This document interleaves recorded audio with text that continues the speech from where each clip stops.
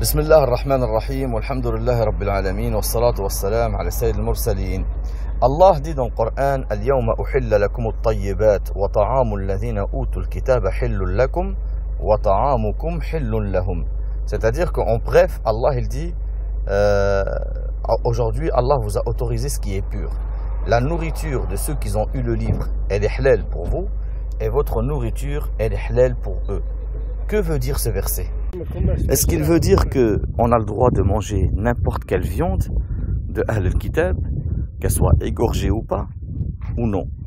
Eh bien, l'avis le plus juste est que on mange les viandes de Ahl al-Kitab qui ont les conditions des viandes qui nous sont autorisées. C'est-à-dire qu'elles soient égorgées et qu'on ait dit Bismillah dessus. Certes, certains savants ont dit qu'elles soient égorgées ou pas, tu peux manger si elle vient de Ahl al-Kitab. C'est un avis qui existe. Mais l'avis le plus juste, que nous allons montrer avec preuve, est que tu ne peux manger la viande de Ahl al-Kitab seulement si elle a été égorgée et qu'ils ont dit Bismillah dessus. D'ailleurs, c'est comme ça que l'a expliqué Abdullah ibn Abbas, radiyallahu anhuma, Mufassir al-Qur'an. Mufassir al-Qur'an, le sahabi, il dit wa ta'am Ahl al-Kitab, yani daba'ihuhum, yani les viandes qu'ils ont égorgées. D'ailleurs, ce n'est pas seulement l'avis de Abdullah ibn Abbas. Ibn Kathir, il cite que c'est l'avis de Abu Umama, l'avis de Mujahid, de Saïd ibn Jubayr, de Ikrima, de Ata, de Al-Hassan, Makhoul, Ibrahim al-Nakha'i, Suddi, wa Muqatil ibn Hayyan, que quand il dit wa ta'amul ladhina utul kitab, yani daba'ihum, les viandes qu'ils ont égorgées.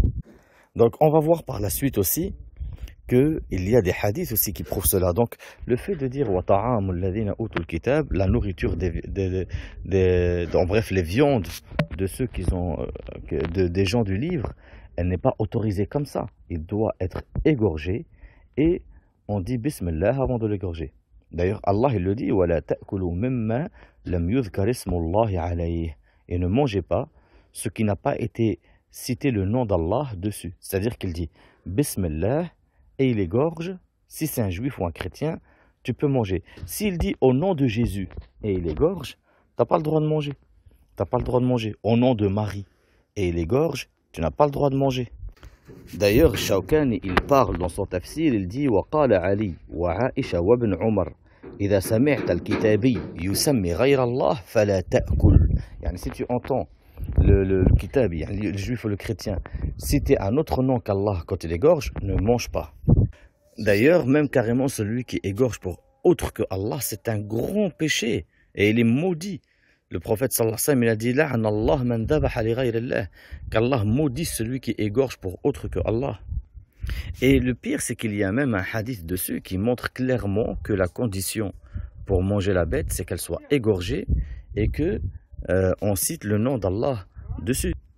Le prophète sallallahu alayhi wa sallam, il dit ma anhara ad-dam wa dhukira ismullah fakul.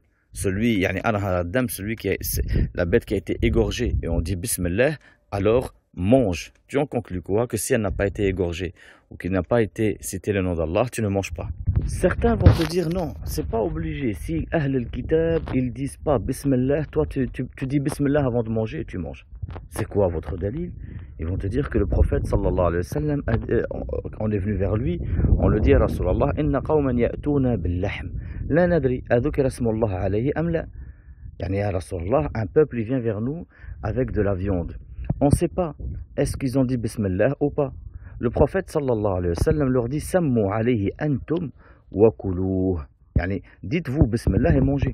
Ils vont te dire ah regarde, les juifs et les chrétiens, s'ils n'ont pas dit bismillah, tu dis toi bismillah. Yani, s'ils n'ont pas dit bismillah pour manger, tu dis toi bismillah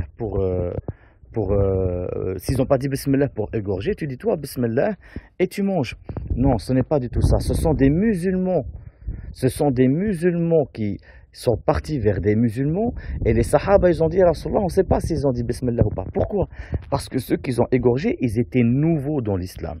D'ailleurs, dans la riwaya de Bukhari, il dit qawm hadithun ahduhum bi shirk. Yani, ils viennent à peine de sortir du shirk, ils viennent de devenir musulmans. Dans une riwaya, il a dit wa kanu hadithi ahdin bil kufr.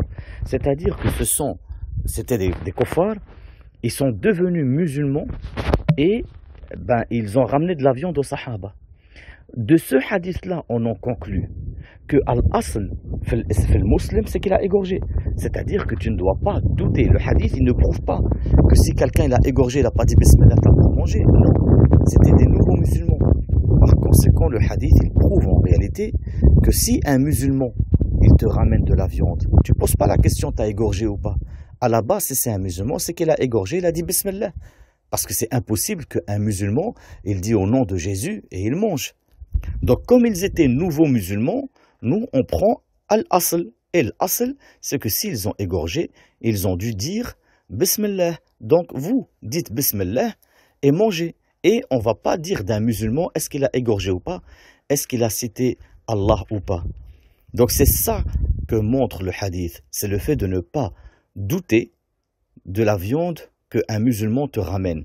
Sauf s'il y a un dalil clair et net, ou que lui-même il te dit, ah, j'ai pas égorgé au nom d'Allah, j'ai égorgé au nom de Jésus.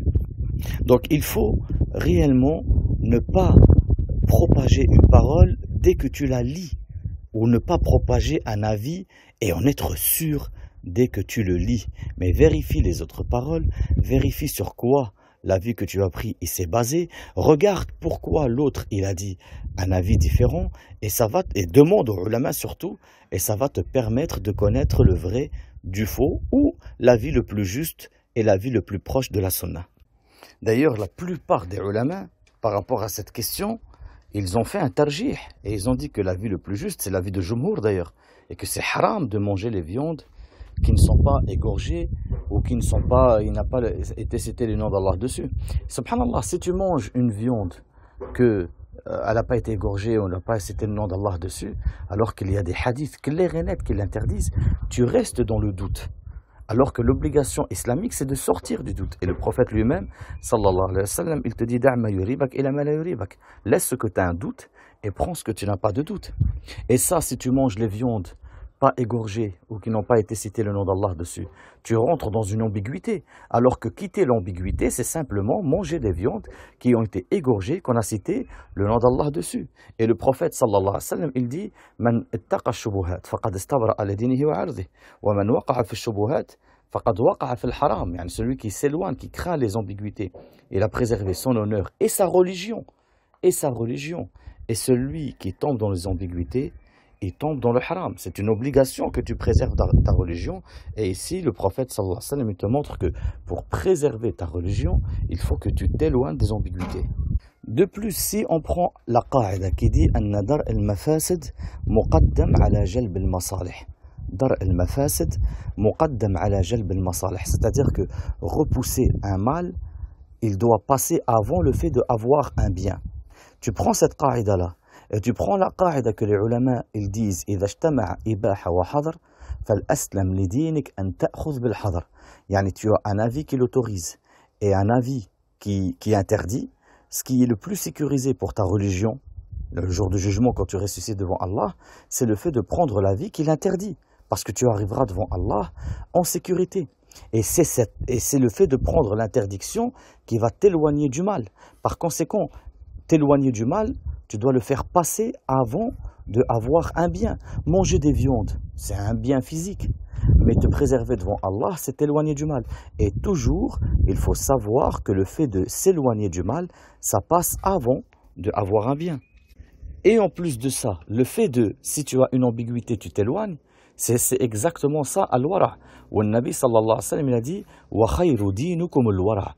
La meilleure chose de votre religion, c'est le wara'.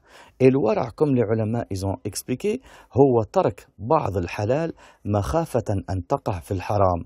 C'est le fait de quitter certains halal de peur de tomber dans le haram. Certains ulama ils ont dit al-wara' huwa tark ma yakun halaka laka fi al-akhirah. Ou ma yatasabbab laka bi halaka fi al-akhirah. C'est le fait de quitter tout ce qui peut être une abîme pour toi le jour du jugement. Et Malik ibn Anas, radiyallahu anhu, il a été rapporté qu'il a dit Mithqal dharra min wara' khayr min qiyam wa siyam ad-dahr. L'atome d'un grain de wara', si tu as un doute, tu t'en éloignes, c'est mieux que si tu fais la prière nocturne toutes les nuits et que tu jeûnes tous les jours. Par conséquent, en plus que ça soit l'avis de l'Jumhur, qui semble être, l'Jumhur, la plupart des ulama, et qui semble être l'avis le plus, ce qui semble être l'avis le plus juste, et que ben c'est haram que tu manges une viande d'un animal qui n'a pas été égorgé, comme le prophète sallallahu alayhi wa sallam nous l'a montré, et le nom d'Allah n'a pas été cité dessus. En plus de ça, c'est ce qui est le plus sécurisé par rapport à ta religion, et c'est ce que en général le qawa'id de la charia il te montre, le fait de t'éloigner des ambiguïtés, etc. Par conséquent, le plus préservateur est qu'une ambiguïté comme celle-là, où la plupart des ulama sont sur un avis clair et net, est qu'il est haram de manger d'un animal qui n'a pas été égorgé et que le nom d'Allah n'a pas été cité dessus. Wal ilmu 'inda Allah. Subhanakallahumma wa bihamdik, ashhadu an la ilaha illa ant, astaghfiruka wa atubu ilayk.